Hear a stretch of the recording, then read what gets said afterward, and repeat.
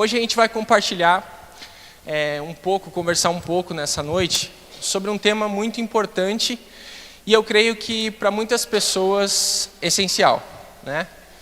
Hoje eu estava estudando um pouco sobre a sociedade e foi interessante que lá na aula da pessoa que estava falando, ela falou assim, que em cada momento, em cada geração, existe uma doença que ela é maior. Tem um problema que é maior, né? E hoje nós lidamos com a sociedade do cansaço. É o que os estudiosos hoje falam, que a gente hoje vive a sociedade do cansaço. E é verdade isso, a gente vê as pessoas falando muito sobre cansaço, né? Você pergunta para as pessoas como é que você está. Geralmente elas respondem como? Eu estou cansado, essa semana foi puxada, essa semana foi uma correria. Então nós vemos essa sociedade do cansaço muito, muito forte em nós. E hoje nós vamos falar sobre ansiedade, um fardo invisível, né? Um fardo invisível. Esse tema está no meu coração há algumas semanas já. E justamente porque nós conversamos, e é muito importante, muito legal quando você diz assim, olha, eu tenho um problema com ansiedade. Aí você vê uma pessoa dizendo, nossa, eu também tenho dificuldade com ansiedade.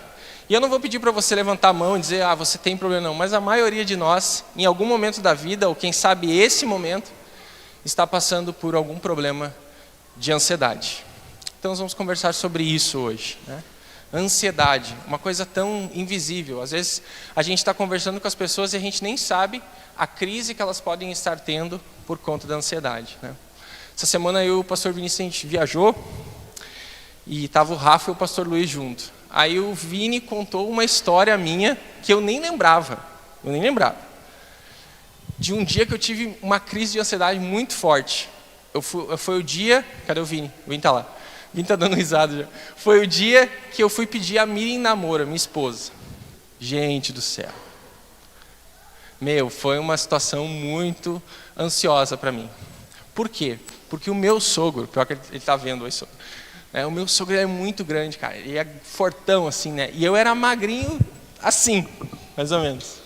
Falei, mano, como é que eu vou chegar lá e pedir a mão da Miri para o meu sogro, né? E aí, toda a minha semana foram assim, discursos na frente do espelho, né? Eu dizia assim, né? Veja bem, Weber, né? Veja bem, Weber, né? Eu quero pedir isso, né? Todo cheio, né? Cheguei lá, travei. Primeiro que eu desmaiei antes de ir. Né? Desmaiei antes de ir na casa do Vini.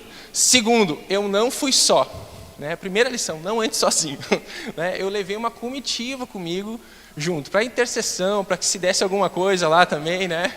Estamos em maior, né? Então eu fiquei muito ansioso.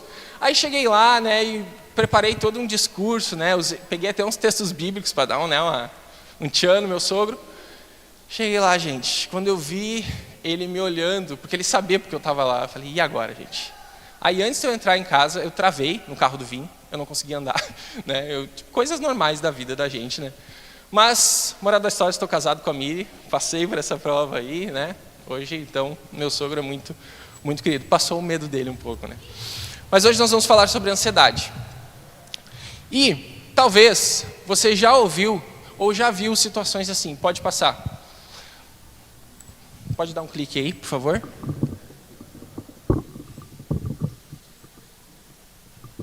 Quem sabe você já ouviu alguma coisa desse sentido, de você chegar para uma pessoa e você não estar bem, você estar com algum problema na sua vida e você ouvir essa frase, vá orar, irmão, né?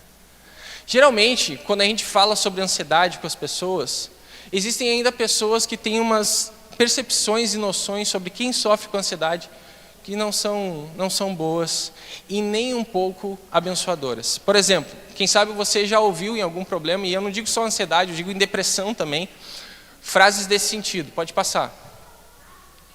É coisa do diabo. Primeira coisa que as pessoas dizem, ou diziam, eu estou com ansiedade, eu estou com depressão, e isso aí é obra do maligno na sua vida. É obra do maligno. Ou falta de fé, né? Falta de fé, é falta do que fazer. É falta de fazer, você está ansioso porque você não tem o que fazer. Você precisa trabalhar, você precisa fazer alguma coisa. Ou outras pessoas ainda dizem que é pecado. Ih, irmão, isso é um pecado. Você é um pecador porque você está ansioso. Ou você não vigiou. Você não vigiou, você não está cuidando. Ou você não leu a Bíblia. Né? Essa última eu ouvi. Você precisa ler a Bíblia mais. Você precisa orar mais. Totalmente insensível isso. Porque essa imagem, por mais bobinha que ela seja, ela revela às vezes o nosso egoísmo e a nossa insensibilidade para a dor do próximo. Seja ansiedade, seja depressão, seja qualquer coisa. Por vezes a gente tem recebido esse tipo de resposta. Só que o mais interessante disso é que a Bíblia já fala sobre ansiedade muito antes desses religiosos dizerem que isso aqui é falta de ler a Bíblia ou é falta de qualquer outra coisa. Jesus fala sobre ansiedade, Paulo fala sobre ansiedade, Pedro fala sobre ansiedade, ou seja, é um assunto que está lá na Bíblia. E a gente precisa levar a sério isso. Talvez você consiga controlar suas emoções muito bem, e que legal por isso, que bom por isso. Mas você não sabe como estão as emoções ou o coração da pessoa que está do teu lado. E a gente precisa ser sensível a isso também. Olha só, tem uma psicóloga cristã chamada Marisa, pode passar? Ela escreveu um livro chamado Estresse e Ansiedade. E ela diz o seguinte, pode dar um clique aí. Nós não podemos mais negar a ciência no tocante às doenças mentais, pois as pessoas não podem ser responsabilizadas por terem tais distúrbios. No entanto, infelizmente, ainda há quem acredite na ideia de que esses problemas são coisas que só existem na cabeça de tais indivíduos. Logo, a ignorância faz a sociedade adoecer e causa sofrimento a toda uma geração. E olha o que ela diz mais, pode dar mais um clique. Ela vai dizer mais uma coisa. A Associação de Ansiedade e Depressão da América diz que todo mundo experimenta estresse e ansiedade em um momento ou outro. Essa semana, quem daqui ficou estressado com alguma coisa? Por favor, levanta a mão. Tem pessoas que levantaram o braço mentalmente, assim, né? Mas a gente se estressa, gente. Quer ver uma coisa que estressa todo mundo? Sua internet fica lenta. Você diz doces palavras para o seu roteador, né? Você diz doces palavras para o cara da internet que nem conhece você, né? Então a gente se estressa por tantas coisas, a gente fica ansioso por tantas coisas, e níveis de ansiedade. Ou seja, todo mundo já enfrentou ou enfrenta um problema de ansiedade, um problema de estresse. Eu não sou psicólogo, mas os estudos estão dizendo, converse com pessoas da área que você vai ver. Pessoas estão enfrentando, e aí como é que a gente tem reagido a isso? Como nós estamos? Como nós estamos reagindo a esses problemas? Só para você entender que não é só você, quem sabe seja você que passa por esses problemas de ansiedade, mas olha só, essa pesquisa, 10% da população mundial sofre com transtornos mentais. O que significa isso? Que, pode dar um clique, isso é o equivalente a 720 milhões de pessoas que sofrem com ansiedade, ou com depressão, ou com doenças desse tipo. Essa pesquisa foi feita mundialmente. No Brasil, 18 milhões de pessoas sofrem com ansiedade. 18 milhões. O Brasil ele é primeiro tanto em ansiedade como em burnout, que é um esgotamento por conta do trabalho. Ansiedade e burnout são as duas coisas que mais têm assolado os brasileiros hoje, na atualidade. Mas o que é ansiedade? Pode passar. A definição dela é: ansiedade é definida como um estado de apreensão intensa, incerteza e medo, resultante da antecipação de um evento ou situação ameaçadora, numa intensidade tal que interrompe o funcionamento normal das funções físicas e psicológicas. E agora foi feita uma pesquisa de quais são as causas maiores que as pessoas têm ansiedade. Olha só, desemprego é a primeira delas. Então as pessoas hoje estão ansiosas porque talvez elas estejam desempregadas e elas não conseguem arrumar emprego. Dando ao segundo, que é contas e dívidas. As pessoas estão ansiosas porque por elas não conseguirem emprego, elas não conseguem colocar suas contas em ordem. Mudança na economia, né? Você vai no mercado num dia, né? Você vê um absurdo, no outro dia está pior, daí tu acha que vai melhorar, fica pior ainda. E essa questão de, olha, como é que eu vou administrar meu dinheiro agora, tem gerado ansiedade nas pessoas. Violência Tanto a violência externa, quanto alguma coisa que a pessoa passou, algum trauma, alguma coisa, isso também gera ansiedade. Insegurança quanto ao futuro, relacionamentos. E agora, ultimamente, fizeram uma pesquisa falando sobre o uso excessivo de computadores e smartphones. E aí no ranking do Brasil de 18 milhões, sabe quem lidera o nível de ansiedade hoje? Crianças e adolescentes, pelo uso excessivo do celular. Pode pesquisar isso depois. Crianças e adolescentes estão ficando ansiosos porque elas ficam muito tempo na frente de um celular. Elas ocupam um ranking de pessoas ansiosas. Então nós vemos aí que a ansiedade ela não é fácil. Pessoas estão sofrendo com isso. 2 anos atrás eu precisei fazer um tratamento e ainda sou acompanhado por uma psicóloga cristã sobre crise de ansiedade. Eu tenho muito problema com crise de ansiedade. Eu não tenho vergonha nenhuma de dizer isso. Eu estou fazendo tratamento e tem sido bom para mim, tem sido bênção. Aquela psicóloga tem sido bênção na minha vida e eu precisei fazer isso. Então esse tema para mim é um tema que mexe muito comigo. Porque às vezes a gente pode estar querendo procurar alguém, pedir ajuda e a gente ouve aquele tipo de coisa que nós falamos no início. Bom, a ansiedade então a gente pode resumir que ela é um fardo. E o fardo, ele é algo penoso, é algo pesado, é difícil de carregar. E a Bíblia, ela fala sobre fardos de uma maneira muito interessante. Naquele tempo, as pessoas procuravam os líderes religiosos, os sumos sacerdotes, para pedir ajuda, para pedir alguma coisa. E Jesus vê essa situação e ele olha e ele diz assim, olha, esse pessoal não está ajudando essas pessoas. Esse pessoal não está ajudando, as pessoas estão chegando aqui cansadas, sobrecarregadas e as pessoas não estão ajudando. E aí Jesus diz o seguinte para elas, vocês oprimem as pessoas com exigências insuportáveis e não movem um dedo sequer para aliviar os seus fardos. Essa é a palavra de Jesus para os líderes religiosos, que recebiam pessoas com ansiedade, que recebiam pessoas com depressão, com fardos, com cansaço, a gente não sabe, mas recebiam esse tipo de pessoas. E eles ajudavam? Sim ou não? Não. E Jesus olha para eles e diz assim, olha, vocês em vez de ajudar essas pessoas, vocês estão oprimindo elas. Vocês estão colocando um fardo impossível de carregar e vocês não ajudam, vocês não movem um dedo para ajudar essas pessoas. Agora olha o contexto do início daquela figurinha. Às vezes a gente faz a mesma coisa com pessoas assim, com pessoas que estão sofrendo ao nosso redor, que estão passando por crise de ansiedade, que estão passando por grandes problemas e a gente responde, pois é, olha, nós vamos orar, vai dar certo, você vai sair dessa.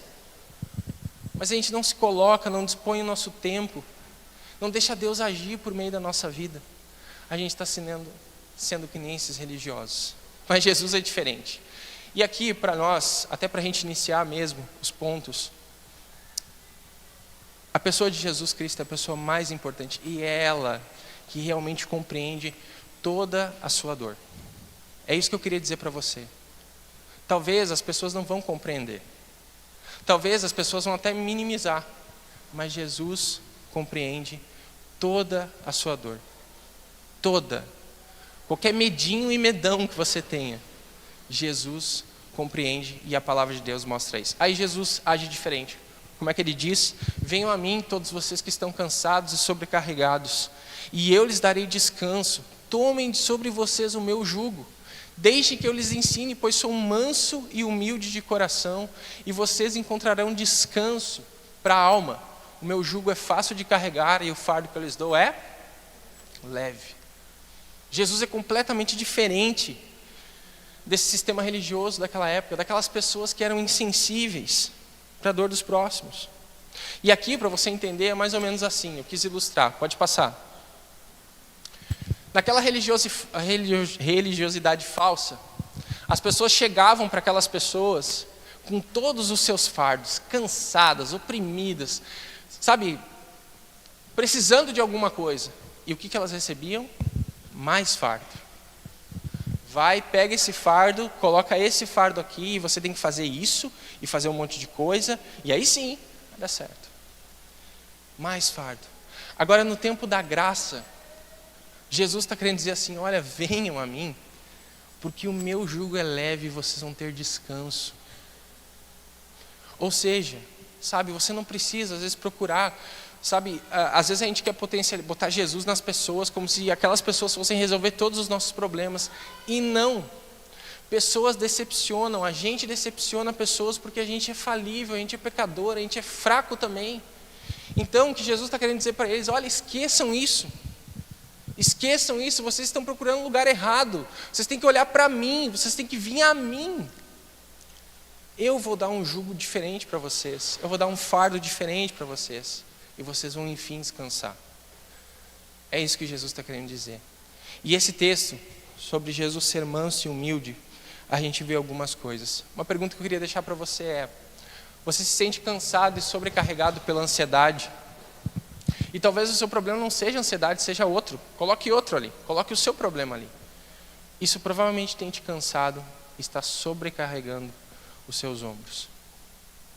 Você pode mentir para todo mundo, você pode dizer tudo bem para todo mundo, mas Deus você não engana. E sabe qual é o nosso problema às vezes no nosso relacionamento com Deus? É uma palavrinha só: orgulho. Esse é o nosso problema. Por vezes a gente não quer reconhecer que a gente precisa ir até Jesus e dizer: Jesus, eu estou cansado e sobrecarregado, eu não consigo mais carregar esse fardo. E aí as coisas mudam. Algumas lições sobre esse texto para nós. Em primeiro lugar, esse texto de que Jesus diz que ele é manso e humilde revelam a biografia de Jesus, revelam quem ele é. Danny Outland, ele escreveu um livro chamado Manso e Humilde, e ele diz o seguinte: no único lugar da Bíblia em que o Filho de Deus nos leva para trás dos bastidores e nos permite ver o cerne de quem ele é, não lemos que ele é um astueiro ou exigente de coração, não lemos que ele é exaltado e digno de coração, nem mesmo que ele é alegre e generoso de coração. Nos próprios termos de Jesus, nas palavras do próprio Jesus, a sua alegação surpreendente é que ele é manso e humilde de coração.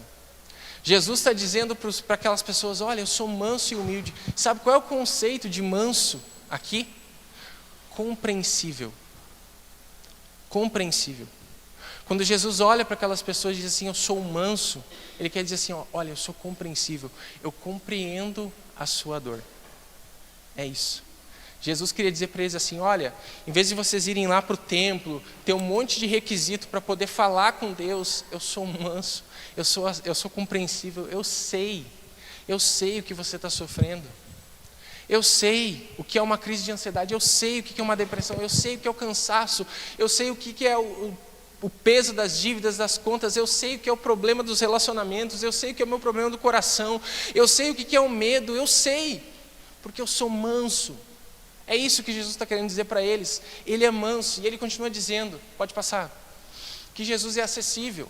E o que significa isso? Olha só, pode passar. Ele continua dizendo que o requisito mínimo para entrar no abraço de Jesus é simples: abra-se para ele. É isso. É tudo o que você precisa, na verdade é a única coisa com quem ele trabalha. Esse texto fala para nós explicitamente que quem se qualifica para a comunhão com Jesus são todos os cansados e os sobrecarregados. Manso significa que Jesus é acessível, é compreensível, e humilde significa que Jesus é acessível. Quando a gente vê a questão de humildade na Bíblia, a gente acha que é sobre virtude.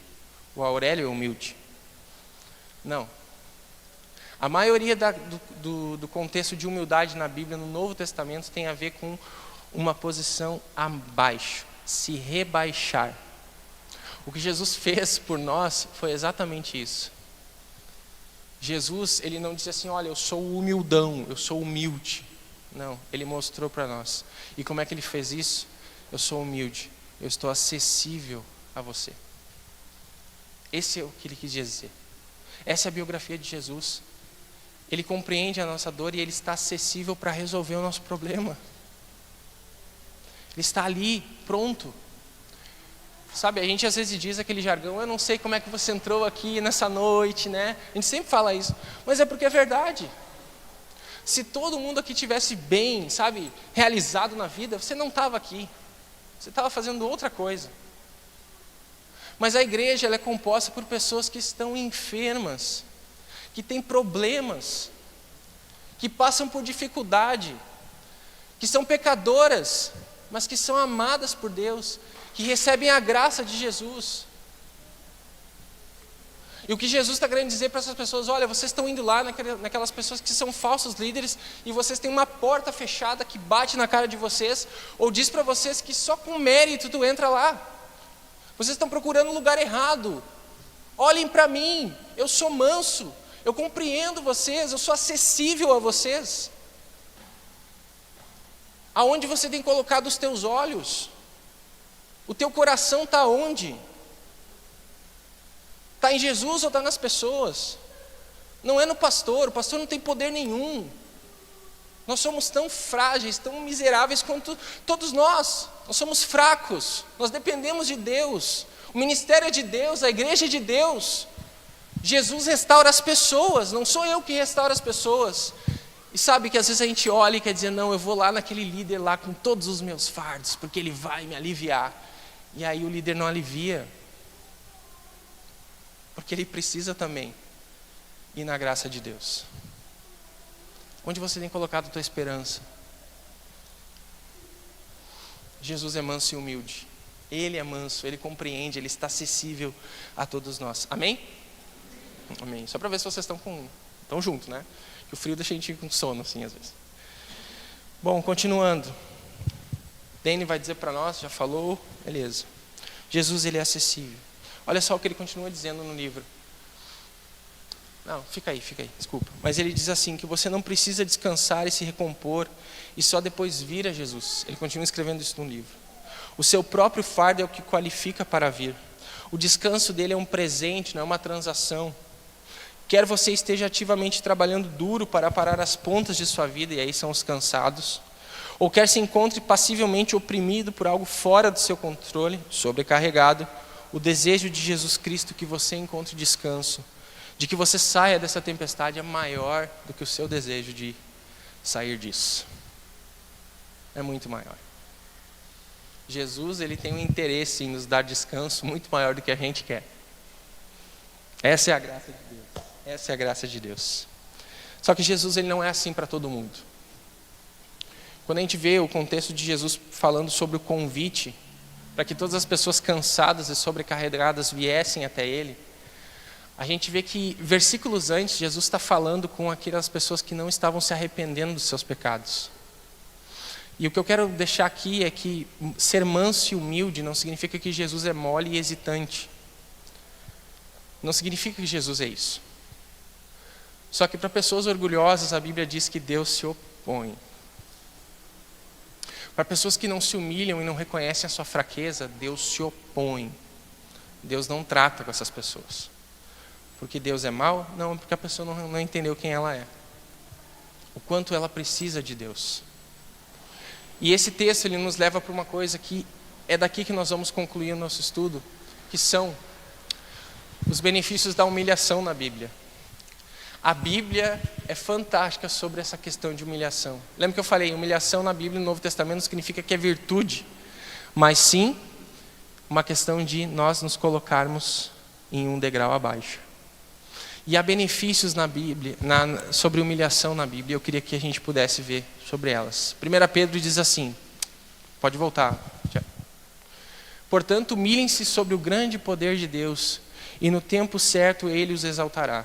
Entregue-lhes todas as suas ansiedades, porque ele cuida de você. O primeiro benefício que nós vemos na Bíblia sobre nós nos humilharmos é esse. Pode passar. A humilhação nos coloca no nosso devido lugar. Portanto, humilhem-se. Humilhem-se.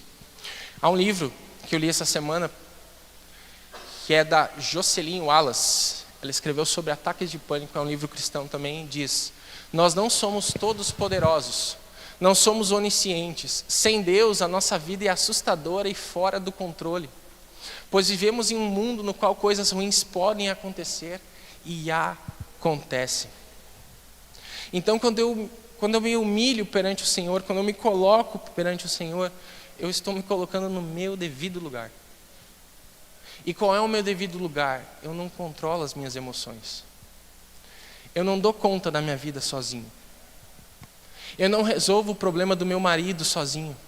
Eu não resolvo o problema dos meus filhos sozinho. Eu não resolvo o problema da minha família sozinha. Eu não resolvo os meus próprios problemas sozinho. Eu preciso de Deus e eu me coloco no meu lugar. Esse é o benefício da humilhação na Bíblia. Quando Jesus fala, venham a mim todos os que estão cansados e sobrecarregados. Quem de nós iria com o nosso orgulho tão forte às vezes? A gente provavelmente indicaria para alguém. Jesus está lá, está chamando os cansados e os sobrecarregados. Tu está com uma carinha de cansado e sobrecarregado. Vai lá. É para ti. Mas a gente não se coloca. A gente é assim. O benefício da humilhação na Bíblia, em primeiro lugar, é para nos colocar no nosso lugar. Nos coloca no nosso lugar. Isso é bênção. Isso nos ajuda. Só que a gente vê que quando Jesus fala, no outro texto, que sobre o jugo leve, não significa que Jesus não estava dando responsabilidades para o seu povo. Claro que sim. Você vê isso muito latente quando Jesus fala sobre o seu maior discurso na Bíblia, que é o Sermão do Monte. E no Sermão do Monte, Jesus, ele joga lá em cima a exigência. Vocês ouviram o que foi dito, né? Moisés falou isso para vocês. Mas eu lhes digo, aquele que odiar o seu irmão, aquele que olhar para uma mulher que não é a sua, já adulterou na sua mente. Jesus coloca a exigência lá em cima.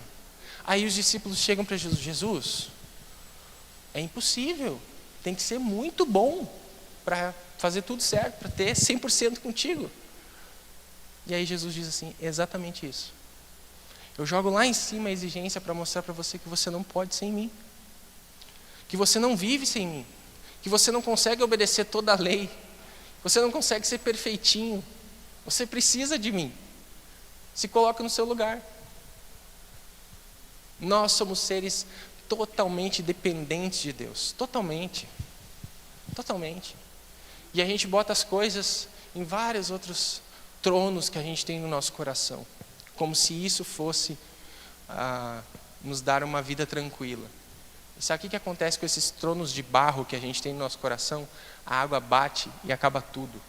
Da noite para o dia. E aí você volta para o seu lugar. Você volta para o seu lugar. Então o benefício da humilhação é colocar você no seu lugar. E isso é bênção. Segundo benefício é que mostra que a nossa dependência, você mostra a sua dependência entregando as suas ansiedades. O segundo benefício da humilhação na Bíblia é que a prova prática de que eu realmente entendi quem eu sou é agora eu vou levar as minhas ansiedades até Jesus. Eu vou entregar para Deus as minhas ansiedades. Olha só o que a autora Juscelin continua dizendo. Em muitas situações, quando nos vemos ansiosos, é porque decidimos que a única pessoa em que nós podemos confiar para nos manter seguros somos nós mesmos. Esse é o problema da gente. A gente acha que resolve. A gente acha que resolve. A gente acha que é médico muitas vezes. A gente acha que sabe lidar com as coisas, que sabe lidar com as emoções. Mas o dia vira e a gente se pega em uma situação muito ruim. Esse é o segundo benefício. Mostrar nossa dependência entregando todas, o texto não diz algumas, todas as nossas ansiedades a Deus. Todas as nossas ansiedades. Burke Parsons, ele tem escrevido sobre ansiedade, ele diz o seguinte: entretanto, ainda lutamos contra a ansiedade porque nos preocupamos com o nosso bem-estar e com o bem-estar de todos os que amamos. Ficamos ansiosos pelo futuro da nossa família, pela nossa saúde, pela nossa igreja, o nosso emprego, os nossos investimentos e a nossa nação.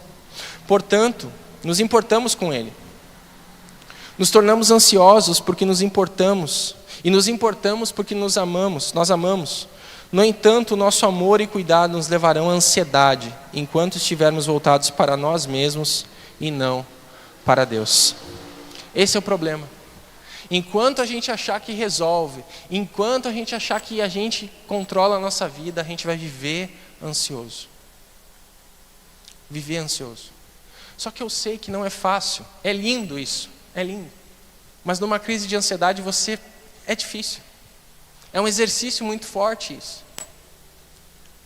Mas esse trabalho de entregar as nossas ansiedades, de entregar todas, até aquela que as pessoas menosprezaram, que não deram bola, que disseram que é bobagem, essa você tem que entregar para Deus também.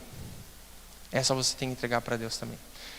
E quando a gente faz isso, quando a gente entende o nosso lugar, quando a gente faz esse exercício de entregar as nossas ansiedades, acontece uma coisa maravilhosa na Bíblia. Sabe o que acontece? Vamos ver.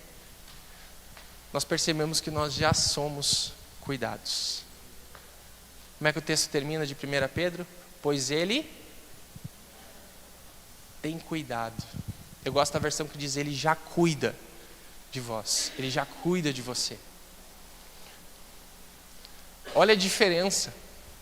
Olha a diferença do que aquelas pessoas cansadas e sobrecarregadas iam para aquele sistema religioso. Mais fardo. Mais fardo. Agora Jesus está dando uma outra perspectiva, e Pedro está dando uma outra perspectiva para essas pessoas. Nós já somos cuidados. E a ansiedade, por vezes, ela tira essa realidade.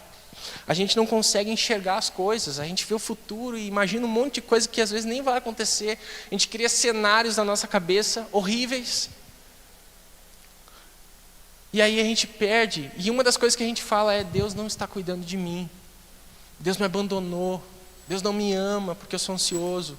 Deus não me ama porque eu estou passando um problema de depressão. Deus não me ama porque eu estou endividado. Deus não me ama por várias coisas.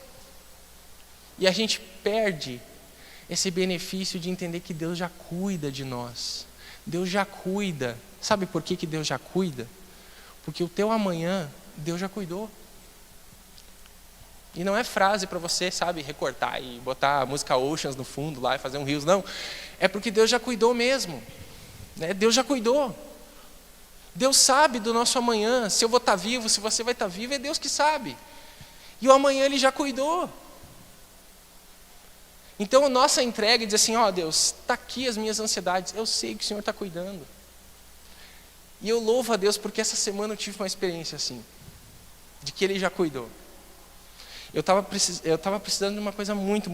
A minha família estava e eu sentei, peguei a Miri, peguei a Teté, para variar, estava comendo nesse momento, e nós ali sentamos e nós oramos.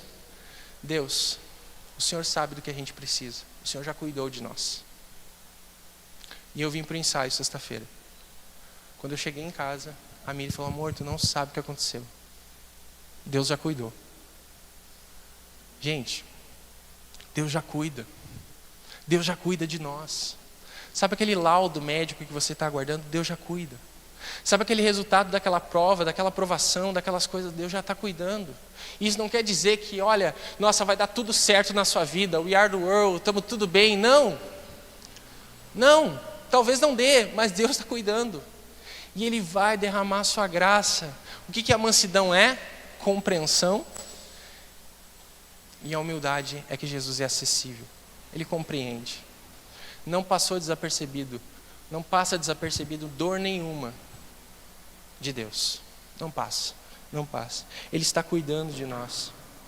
Talvez esse texto não fale tanto com você, mas eu queria deixar mais um texto para você e ensinar duas coisinhas para você. O alto e sublime que vive na eternidade, o santo diz: eu habito nos lugares altos e santos. Na teologia isso se chama transcendência de Deus. O que é isso? Esse nome estranho, né? Transcendência mostra que Deus é acima. Ele é alto, Ele é sublime, Ele é poderoso. Ele não é como a gente, Ele é muito maior. O homem não consegue imaginar a grandeza de Deus. Ele é demais, Ele é muito alto, Ele é muito grande. Essa é a transcendência de Deus. Só que esse texto, ele não termina aí. Habito em lugares altos e santos. Só que aí entra outra chave desse texto, que é a imanência de Deus. E você sabe o que significa imanência? Presença de Deus. Com quem que Ele é presente? Vamos ler juntos? E também, vamos ler? Com os espíritos oprimido e humilde. O que Ele faz?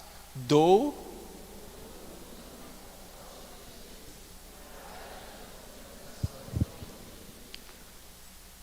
novo ânimo aos abatidos. e coragem aos de coração arrependido. Ou seja, Deus está dizendo assim, olha, eu sou grande, eu sou alto, eu habito em lugares santos e altos, mas no coração de todos aqueles que se humilham, todos aqueles que reconhecem a sua fragilidade, a sua pequenez, que sabem, que estão oprimidos, que estão cansados, que estão sobrecarregados, eu estou ali com eles. Eu estou ali presente com eles. Esse texto é fantástico. A Bíblia vai dizer, um versículo antes daquele texto de 1 Pedro, diz assim: Deus se opõe aos orgulhosos, mas concede graça aos humildes. Deus se opõe aos orgulhosos. Aquelas pessoas que dizem assim, eu não preciso. Você é o que mais precisa. O seu orgulho tem cegado você de enxergar isso. Deus, Ele se opõe aos orgulhosos. Então o texto diz isso. E eu quero terminar com mais um texto que diz, assim, aproximemo-nos com toda a confiança do trono da graça, onde nós receberemos misericórdia e encontraremos graça para nos ajudar quando for preciso. Assim, aproximemo-nos. Aí tem o link lá com aquele primeiro texto. Venham a mim todos os que estão cansados e sobrecarregados. Venham a mim, se aproxime de mim. Para você que é ansioso, para você que tem problemas, para você que luta com ansiedade, para você que luta com o medo, com o luto, com o choro, com as dores, com as preocupações, com tudo. Você que é ser humano, você que é gente, há um trono da graça disponível para você. E é lá que você recebe ânimo. É lá que você recebe consolo. Olha só, terminando então. A maior cura para a ansiedade é aprender a confiar nesse Deus, que é bom o bastante para se importar com seu medo mais complexo, e também grande o bastante para libertá-lo de qualquer mal que possa vir a machucá-lo. Isso não significa que nunca acontecerão coisas ruins a você. No entanto, em Jesus Cristo, Deus cuidou do nosso maior e mais real perigo, a separação dele. Deus se importa com a sua ansiedade. Deus se importa com a sua dor. Só que Ele não quer simplesmente deixar você assim. Ele quer derramar da sua graça. A graça de Deus, o trono da graça de Deus, significa a presença de Deus, a imanência de Deus, ou seja, Deus está presente, está cuidando, está compreendendo. Então, que você possa entender isso. Eu queria deixar então para nós refletirmos e praticarmos. Em primeiro lugar, confie em quem Jesus é, manso e humilde. Confie que Jesus é manso e humilde. Ele é compreensível, Ele é acessível. Confie nisso. Creia nos benefícios da humilhação. Coloca você no seu lugar. Você mostra isso levando suas ansiedades a Deus e Ele cuida, Ele já cuida. Descanse na graça de Jesus. E talvez procure ajuda. Talvez a sua ansiedade, o seu nível de ansiedade seja que nem o meu. Eu precisei procurar ajuda. Eu precisei procurar alguém que Deus colocou na minha vida, na minha frente, para tratar o meu coração. Procure ajuda. Procure uma pessoa de confiança para orar por você, para ouvir você. Nós estamos aqui, mas talvez você precise de alguém que estudou, que se preparou, que entende. E não é pecado isso. As pessoas diziam, olha, ir em psicólogo é pecado. São pessoas que Deus colocou para ajudar a gente, a nos tratar. E a minha psicóloga, ela é uma bênção. Ela é uma bênção. Ela foi colocada por Deus na minha frente. Mas também, só a minha esposa sabe o quanto eu fui tratado nesse tempo. Minha esposa me segurou, gente. Me segurou. E às vezes eu olho para a Miri nem está aqui, né? A Miri está no berçário. Às vezes eu olho para a Miri e eu agradeço a Deus pelo que a Miri fez há 2 anos atrás. Me segurou. E sabe o que é legal nessa história toda que eu falei? Eu era essa galera da frente aqui, que dizia, não, isso é falta de fé. Isso é falta de Deus. Isso é falta de BD. Não vai nem BD. E aí o que Deus fez? vou quebrar você. E me quebrou. E aí Deus começou um tratamento na minha vida. A minha família foi muito importante, a minha esposa foi muito importante. Eu liguei para o Vini várias vezes, eu nem tinha menção de vir para cá, eu ligava para o Vini. Procure ajuda. Abra o seu coração com pessoas que vão ouvir você. Procure. Não guarde para você essas ansiedades. Isso só sufoca. Procure ajuda. Mas creia que a pessoa mais interessada nisso é Jesus. Quem restaura você, e aí Ele vai usar os meios, é Jesus. Entregue as suas ansiedades a Jesus em primeiro lugar, porque Ele já cuida. Amém?